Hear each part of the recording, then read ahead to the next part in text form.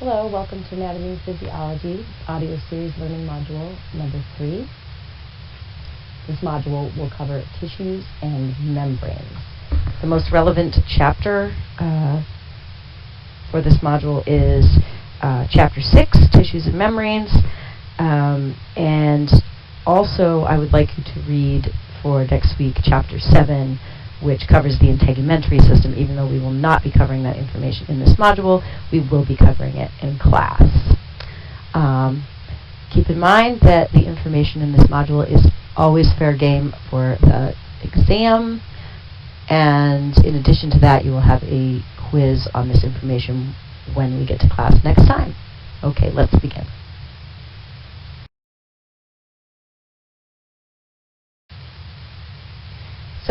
So far what we've talked about, atoms make up molecules, right? Molecules make up cells. Okay, so now we're going to go up another level. We're going to go up to tissues. Okay, so we're moving up, we're advancing up the various levels of matter. So atoms make up molecules, molecules make up cells, cells make up what are called tissues. Okay, this is a key concept, so make sure you understand that above everything else, okay? Tissues are groups of cells that are similar in structure and function. Okay, that's the definition of a tissue. When we're talking about a tissue, we're not talking about a tissue that you sneeze into. We're talking about the tissues in the human body, okay? And what are they? They're groups of cells that are similar in structure and function. And remember, just once again, what are those tissues composed of? They're composed of cells. What are the cells composed of? The cells are composed of molecules. What kinds of molecules? Proteins, fats, carbohydrates, and nucleic acids, right?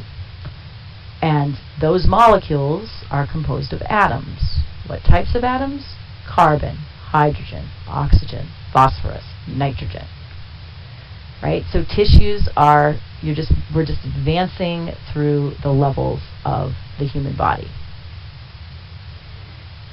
So that's what a tissue is. There are 4 types of tissues that we're going to discuss. But every tissue in the body falls in one of these categories. Muscle, nervous, epithelial, and connective. You need to know those 4 types of tissues. And we're going to talk about each one. So, first one we're going to discuss is muscle tissue. The function of muscle tissue is always movement. Okay, anytime anything's moving in your body, it's muscle tissue. Okay, let's just get that out of the way here and now. Okay, anytime we're talking about movement, you're talking about muscle tissue. Okay, that's what muscle tissue does. The way the tissue is structured, it is able to actually move things. Okay, by contracting and relaxing. That's the function of muscle tissue. There are 3 types of muscle tissue. The first type is skeletal muscle. The second type is smooth muscle, and the third type is cardiac muscle. Skeletal muscle are, when you think of muscles, that's what you're thinking of. You're thinking of skeletal muscle.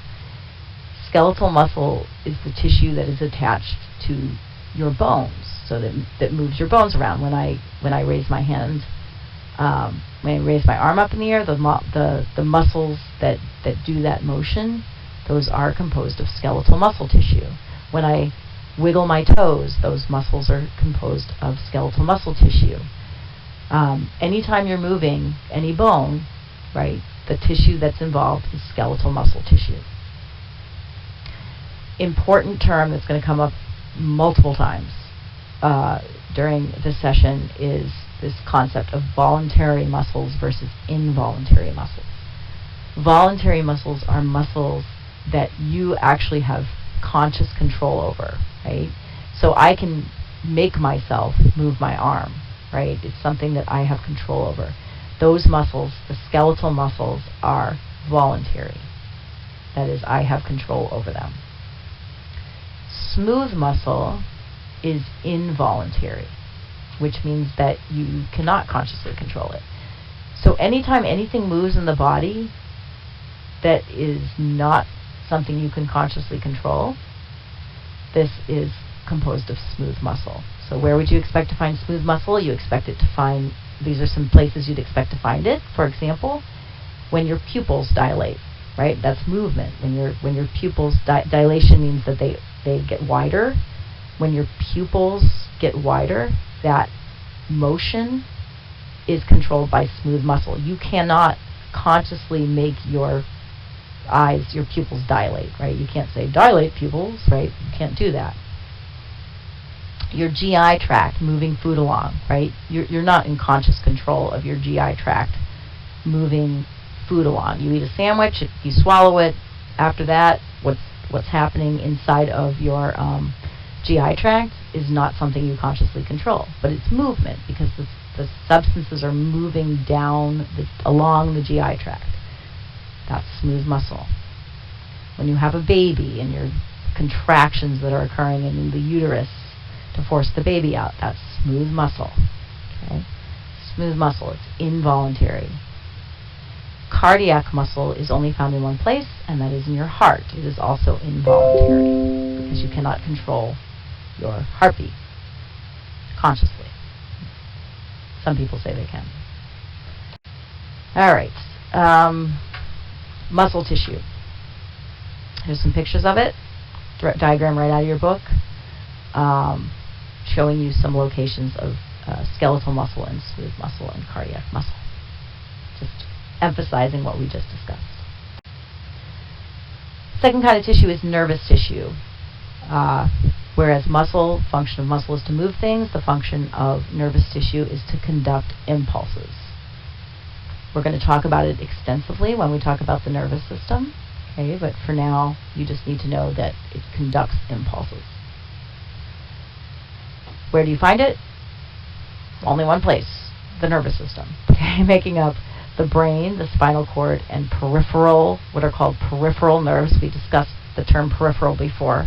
Peripheral nerves are the nerves that are coming off of the central nervous system. In the diagram, you can see the peripheral nerves there. All of it is made up of nervous tissue. Next kind of tissue is epithelial tissue. Okay, what does it do? I like to think of epithelial tissue as lining and secreting. Anytime you have an organ or a structure in the body that has a lining to it, which is most everything, that lining is usually epithelial tissue. Anytime you have a gland that secretes something, like the thyroid gland or the pancreas or the adrenal glands, whatever, anytime you have a gland, that's also composed of epithelial tissue. Okay? It's different types. I'm not going to focus too much on that. But you can see that there's what are called squamous. There's squamous epithelial tissue, and squamous epithelial tissue is the cells themselves are very flat. Right? Notice these are tissues, so they're made up of cells. So notice these are all pictures of epithelial tissue, and the dots that are in the middle, those are the nuclei. That's where the DNA is found, right? And there's cytoplasm in there, and mitochondria, and all the stuff we talked about before. Okay, so you can review this if you want. There's different kinds of epithelial tissue. Where do you find it? Lining and secreting. So, for example, the digestive tract, there is epithelial tissue. I'm not going to hold you responsible for knowing where you find the different types of epithelial tissue, but you should know where you would find epithelial tissue in general. Okay, so now it's showing you the surface of the ovary, the mouth, and the skin. So the skin, the outer layer of the skin is epithelial tissue. The respiratory airways lining the respiratory tract, that is epithelial tissue. The actually air sacs themselves that are found inside the lungs, those are epithelial tissue. Lining your bladder is epithelial tissue. Okay, the picture at the right is a slide that's showing you epithelial tissue. All the purple stuff at the top is epithelial tissue.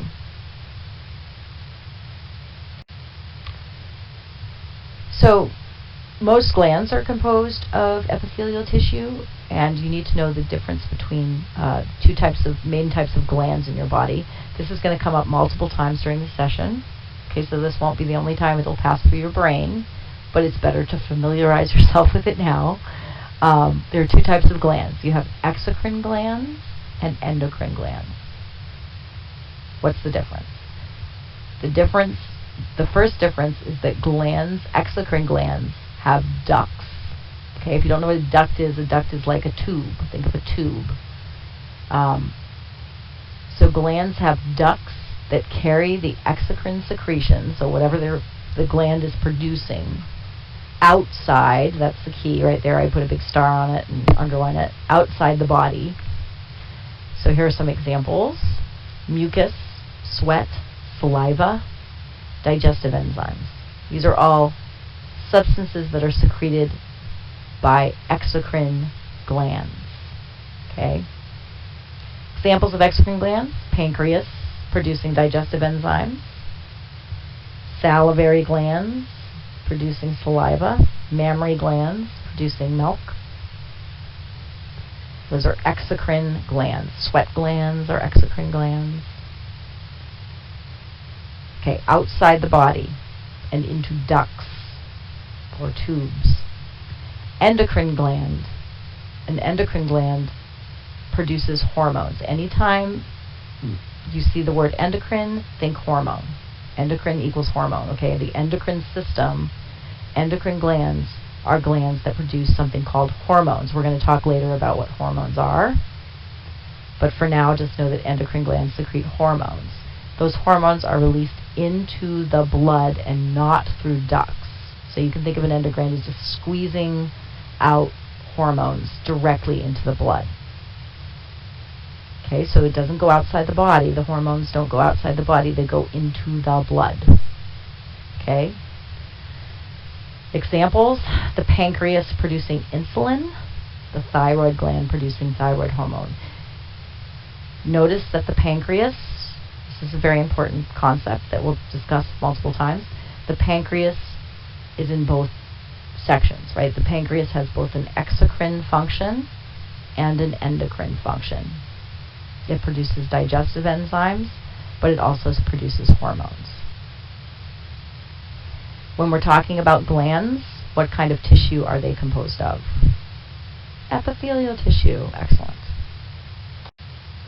Okay, here's some cross-section of the pancreas. You can see the little cells there with their nuclei. That's where the DNA is, right? And it's all composed of epithelial tissue.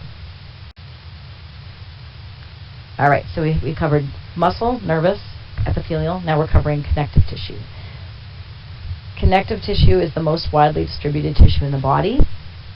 The important thing to remember about connective tissue, or one of the important things, is that the cells in connective tissue are often embedded in what's called extracellular matrix, okay? I like to think of it this way. Think of a blueberry muffin, okay? You got the muffin, and you got the blueberries, right? The blueberries represent the cells, and the muffin represents the extracellular matrix. The extracellular matrix is not cellular. It's not composed of cells. It's something else, okay? And what is it? It depends on the connective tissue. Some connective tissues have protein fibers in them in their extracellular matrix, like collagen and elastin. Blood, for example, is considered to be a connective tissue, and its extracellular matrix is the actual plasma, or the watery substance that is inside of blood, which we'll talk about when we get to blood. So it depends on the extracellular matrix, but it's a substance that's not cellular, okay? So just once again, think of a blueberry muffin. It ranges from being liquid, like blood, to hard, like bone. So we're going to talk about bone extensively next time, but here's a picture of bone in cross-section, for example. This is under a microscope. And most of the black dots that you see that look like little ants or something, those are cells. The larger areas in the middle of each of those circles, which are called osteons, but we'll talk about those later, those are actually blood vessels and nerves and stuff. But the smaller black dots are cells. And then the rest of it, all the rest of it that's whiter, like a lighter color, whitish green, all of that is the extracellular matrix. So once again, this looks like a blueberry muffin, right? You've got the little black dots are the cells, and the white part is like the dough part of the muffin. Okay, so here's some examples of connective tissue. I'm not going to hold you responsible for the different types, or not all of them anyway. There's a couple of them. For now, I want you to know that adipose tissue, which is tissue that's the cells in adipose tissue store fat, store triglycerides, right? So you have a lot of adipose tissue in your body, underneath your skin, packed around your organs. Adipose tissue is important. It's an insulator, right? So you have this adipose tissue. It's for protection, packed around some of your organs. It's under your skin, and this type of tissue is a connective tissue. So I do want you to know that adipose tissue is connective. You should know that blood is a connective tissue, that bone is a connective tissue, and that cartilage is a connective tissue. Some more different types. There's something called dense fibrous connective tissue, which makes up ligaments. Ligaments are attached bone to bone. Tendons are also made up of connective tissue, by the way. Tendons attach muscle to bone. Okay, cartilage that you find in various places, like you're connecting your ribs to your sternum, for example, in your chest, in your ear. It's a lot of cartilage. Between the vertebrae, a lot of cartilage. All that cartilage is made up of connective tissue. Okay, so the summary. Similar cells form tissues. There are four main types. Epithelial, think lines and secretes. Nervous, think conducting impulses. Muscle, think movements. And there's three different kinds of muscle tissue we covered. And then if it's not one of those three things, it's probably connective, because connective tissue makes up most of the structures in the body. Examples include blood, bone, cartilage, and adipose tissue. And remember, the connective tissue usually is associated with that extracellular matrix, where it's not all cells packed together. They're embedded in an extracellular matrix. Okay, quickly we're going to cover the membranes. It's not like this is a different thing that we're talking about now. We're still talking about tissue. We're still talking about membranes aren't a different kind of tissue. Okay, membranes are made up of different kinds of tissues. So there are two types of membranes in the body. Some that are made up primarily of epithelial tissue, and some that are made up of connective tissue. Okay, so some of these membranes will fall in the epithelial category, and some will fall in the connective category. So what are membranes? They are thin sheets of tissue that cover surfaces, they line body cavities, and they surround organs. And there are two types, epithelial and connective.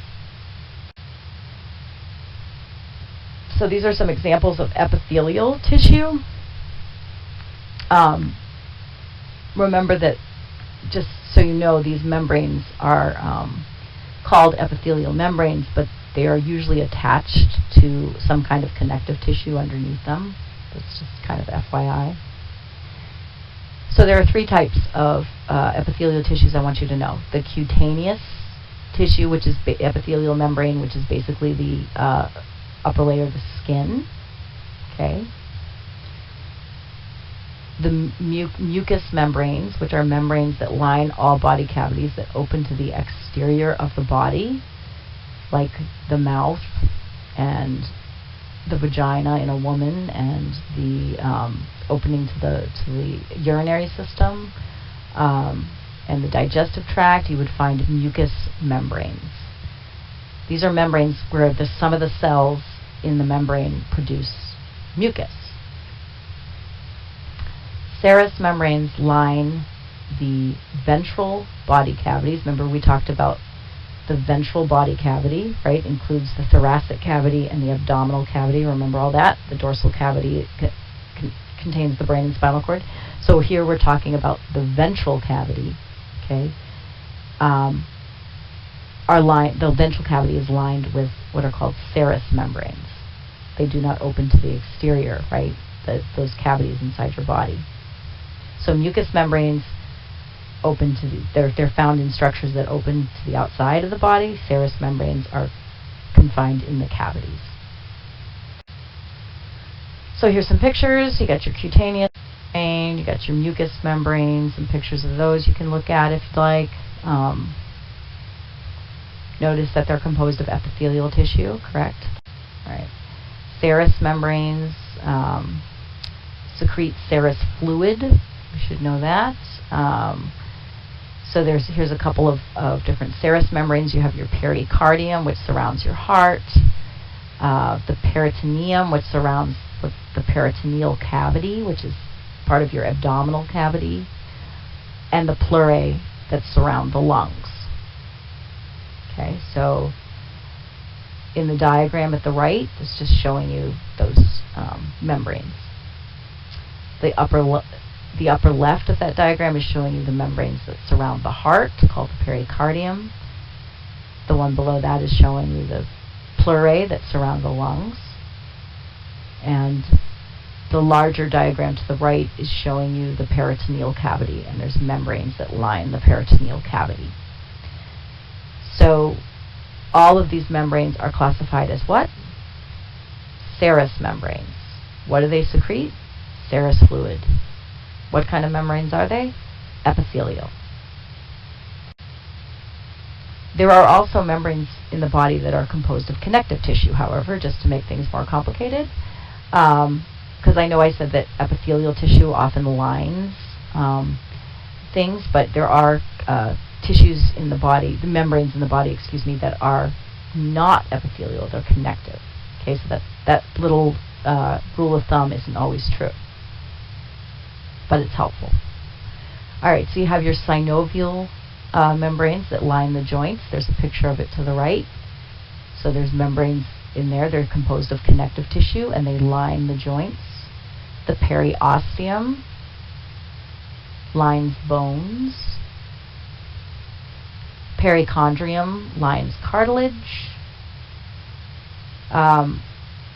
Out of this list, the two that are most important right now, because we're going to cover the others in future classes, the two I want you to really focus on are the synovial membranes. Those are the ones that line the joints, and the meninges. Those are the membranes that lines the central nervous system. These are connective tissue membranes. They're not epithelial.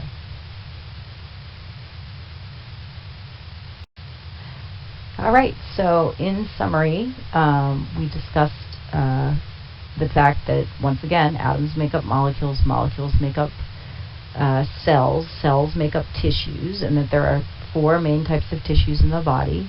You have your epithelial, your nervous, your muscle tissue, and your connective tissue. We talked about each one and some of the characteristics of each one that you should be familiar with. Their main functions. So, for example, nervous tissue, the main function is to conduct signals. The muscle tissue, main function is for movement, either voluntary or involuntary. Different kinds of muscle tissue. You should know which ones are voluntary and which ones are involuntary. We discussed connective tissue, right? I want you to know adipose tissue, blood, cartilage, bone, tendons, ligaments. These are connective tissues that you find in the body. But remember that there's other kinds of connective tissue as well that we didn't really discuss. Connective tissue often has an extracellular matrix, right? It's often cells embedded in an extracellular matrix, which is not cellular. And then we discussed two types of membranes, the epithelial membranes and the connective tissue membranes.